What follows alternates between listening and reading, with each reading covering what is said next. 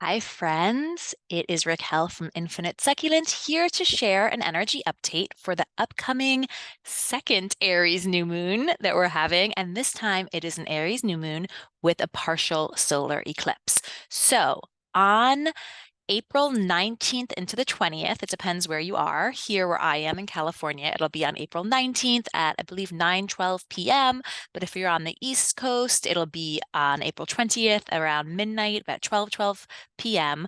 We have a new moon in Aries with a partial solar eclipse. And there's a lot I want to talk about here because if you watch my previous videos, you'll be like, wait a second, didn't we just have an Aries new moon? And you would be right. We did just have an Aries new moon. In fact, the last new moon we had back in March 21st, I believe it was, we had our first Aries new moon. And you can go back and watch my video for that, or you can check out the blog post. I will put it in the comments below. But we knew even with that Aries new moon in March that we were going to have another Aries new moon coming up in April. And that in itself is pretty rare to have two new moons in the same sign in a row. And already with that, we can see that we have this theme brought to us by Aries that we're having a chance to kind of reflect and review on. So Aries is the cardinal fire sign of the zodiac, which means it's the first sign of the zodiac. It is a fire sign. And as a cardinal sign, Aries fire is really about the fire of new beginnings, the fire of starting something. It's not necessarily the fire that's going to keep you motivated to complete something, but it is the fire that's going to bring that catalyst of change. And when we think about Aries in its highest expression, we can think about things like confidence, courage. We can think about things like taking action, desire to just do things, like just get going with things. But on the shadow side of Aries, we also have some aspects like burnout, quick to anger, so some impatience, impulsivity, and even a bit of impetuousness, and being a little bit too focused on the ego and our egoic desires versus our soul-led desires. So with a second new moon in Aries, we kind of have this like second chance to look at what we already started to get going with the new moon in Aries that we had back in March. And if you do like to work with the moon, you might have done some manifestation work with the new moon in Aries. I know I did. So this is a great time for you to go back to your journal, to go back to whatever it was you were working with or working on during the new moon in Aries and review it. Now, often when we talk about new moons, we're talking about new beginnings. And new moons are really beautiful opportunities to start new projects, to work on manifestation magic for those who like to do that. Personally, I define manifestation and manifestation magic is the ability to, not really the ability, but the actual awareness and intention and action of using our emotions and our actions to actually create our dreams in this world. That's how I define manifestation. And new moons are typically a really opportune moment for us to do that kind of work. But we're in eclipse season now. And this new moon in particular, this second new moon in Aries that we have on April 19th through the 20th, is a new moon with an eclipse. So let's talk a little bit about eclipses because it's important. And the way that we work with the moon and the way that we work with our own energies and our own emotions, because the moon represents our emotions and our subconscious, that shifts a little bit during eclipse season. So first off, what is an eclipse? And why is it something that people talk about so much, especially in astrology? So when you look at the Earth, we actually have two cycles of eclipses every single year. We have, and they come in twos. They come with a solar eclipse and a lunar eclipse, and they usually happen in the autumn and in the spring. And what an eclipse is basically when we're talking about a solar eclipse, what's happening is that as the moon and the earth, move around the sun, when we have a solar eclipse, what's happening is that the moon is actually getting in between, directly in between the sun and the earth. So during a solar eclipse, the moon is casting its shadow upon the earth. Now, during a lunar eclipse, that switches. So what happens during a lunar eclipse is that as the earth and moon are traveling in orbit around the sun, the earth actually gets in between the sun shining upon the moon, meaning the earth is now shadowing the moon itself. So that's what's happening on like the physical side of things when we talk about eclipses. Now, when we're talking about eclipses from an energetic standpoint, we're talking about energy that's a little bit more shadowy. And I don't mean shadowy as in bad or good, which again are very much human limiting beliefs around things. But when we talk about eclipses from an energetic perspective, what we're talking about is universal, fated kind of destiny and even karmic kind of energies that are happening. So the way I like to think about it is that if the rest of the year, we are working with the energies at play and we are kind of the drivers of our own car. When it comes to eclipse season, we actually let go of the wheel and we say, hey, universe, you take the wheel.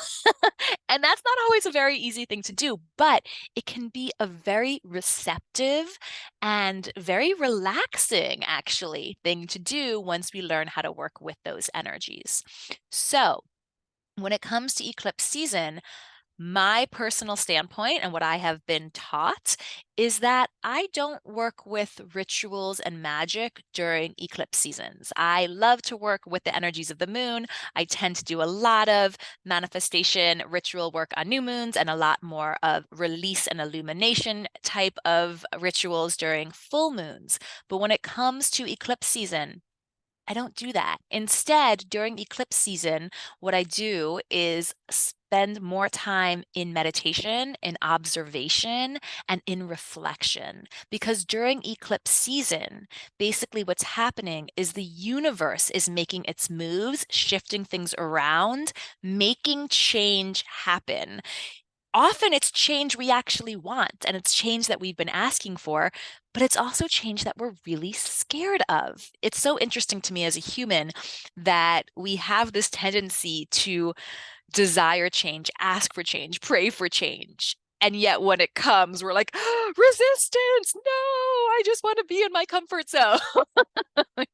So often during eclipse season, we do have a lot of kind of unexpected change, things that happen. And I think sometimes people can get a little bit nervous about it, but I don't see eclipse season as being anything to fear. In fact, you can kind of look at an eclipse season a little bit like a vacation in some ways. If you allow yourself to stay in a place of curiosity and reflection, it actually can be a lot of energy of vacationing, of just kind of surrendering, of leaning back a little bit and allowing yourself to let go and let in flow.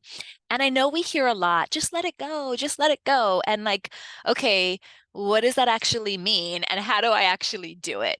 Well, during eclipse season is a great opportunity to start really practicing that and leaning into what does it actually mean for me to let go? And often what letting go means is releasing control, releasing expectations, releasing our need to control our situation, and just allowing ourselves to respond to the flow of the universe that is happening. And so, with this Aries new moon eclipse, we're very likely to see a lot of change. And there's a couple of reasons for that. Talking about eclipse season, for the last, I think, almost 2 years or so, we've had eclipses in the same axis of Taurus and Scorpio.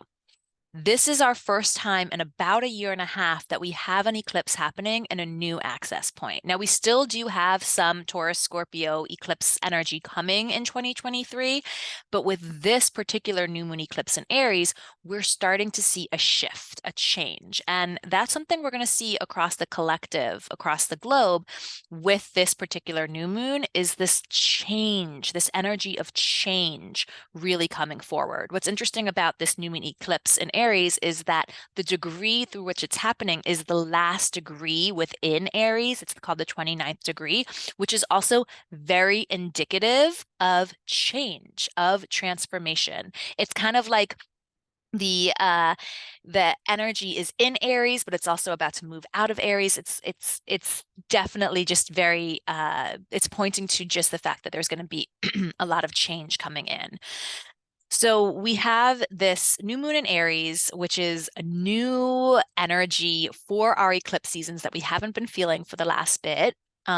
And again, the themes of Aries, which has to do with courage, confidence, action, but balancing all of that with anger, with impulsivity, with getting too burnt out, and with being in our own ego a little bit too much. So this new moon is actually it's a little bit more like a full moon. It's a wonderful new moon for reflection and for assessment, reassessment, and releasing. This is a really, really powerful moon for releasing, which is not often what I say with new moons. So, one of the things that you can do for this new moon in Aries is reflect back on the new moon in Aries we had in March. Look back at your journal, look back at maybe if you had posted anything on social media at that time, just kind of take a moment to go back to whatever was happening in your life, March 21st of this year. What was it that you were calling in with the new moon in Aries? What was kind of coming up for you? And really think about, what have I started to create here? What is already showing up in my life? And what is something that perhaps I need to release in order for this thing that I'm calling in, or this new way of being, to feel more aligned within me? And again, we're not looking to manifest during this new moon in Aries, but we are looking to reflect, revise, and release. It's a really powerful new moon for that in particular. Eclipse seasons are really, really powerful times for doing journaling, because during eclipse seasons, it's like we have a closer access to our spiritual guide teams, to our own higher self. And it's a really, really valuable time for epiphanies. And in order for us to be open to the epiphanies, to the new perceptions and perspectives and new knowings that want to come into our experience, we have to invite that in. We have to give space for that. And so journaling is really wonderful and a great way to work with eclipse season energy. So I want to share with you all. I'm going to share my screen here just so I can share with you all. Oh, wait, hold on one second. Okay, I'm going to try that again. So I'm going to share with you all my screen. I'm going to take you to my most recent moon post on this new moon, so that if you're looking for some prompts for journaling, you can find that on my website. Here we are. So this is the new moon and partial solar eclipse in Aries moon post. You can check this out on my website. I will put the link below. But if you scroll down, and you can read all about the energies here, more about this new moon in particular, more about eclipses. And if you scroll all the way down, I share a bit about the astrology of this moon as well. And if you scroll all the way down to the bottom, you'll see I have a whole section here with journal prompts for you to use during this Aries new moon, and actually throughout eclipse season. These journal prompts can be quite illuminating for us as we move through and flow through eclipse season. So I just wanted to share that here. And again, I'll put the link in the comments below so that you can peruse that at your own pleasure. And then just a little bit about the astrology, some of the astrology of this new moon in Aries. I mentioned that it's happening at the 29th degree. So again, just very symbolic of change. One thing that's interesting is that just like basically right after the new moon in Aries, we actually have the sun move into Taurus. So we're moving into Taurus season, which is very earthy, very grounded, very supportive. And then on the 21st of April, so again, just a day after we have this new moon Aries eclipse, we actually have Mercury stationing retrograde. Yay! So, for those who are not aware, Mercury is the planet that kind of is a planet of communication and technology and travel. And it goes retrograde, I think, usually like 3 times a year or something like that. But during Mercury retrograde times, people often complain about technological issues, travel issues, communication issues. I don't think Mercury retrograde is anything to fear.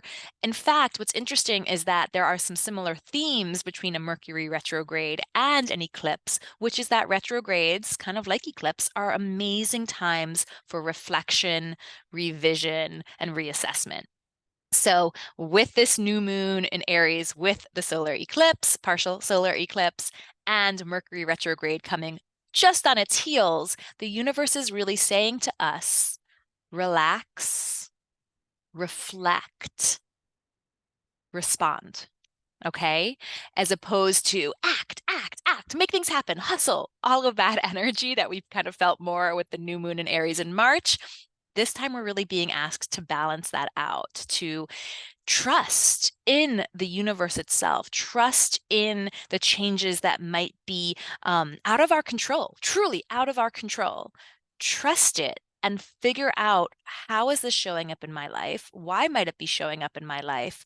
And what is my response from here? What is my most aligned, most trusted response to what is happening in my life? And what's really cool about that is, if we're willing to do this work, if we're willing to actually spend the time to take moments of reflection and really think into how we're currently showing up and how we want to be showing up, we might actually find that this eclipse season provides us with lots of really new, exciting, maybe even slightly challenging in a good way, the kind of challenging that helps us grow, um, challenging opportunities that come forward during this eclipse season.